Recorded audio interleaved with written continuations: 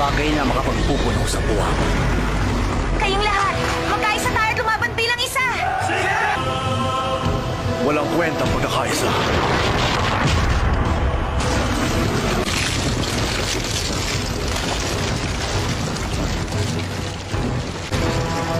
Yun ang huling yugto ng kanyang pagpapalitan nyo.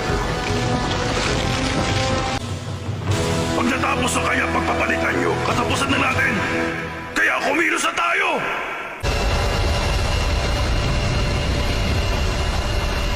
Hindi na talaga mapipigilan ng Jubi. Mukha yata ang kailangan ko na rin kumilos ngayon.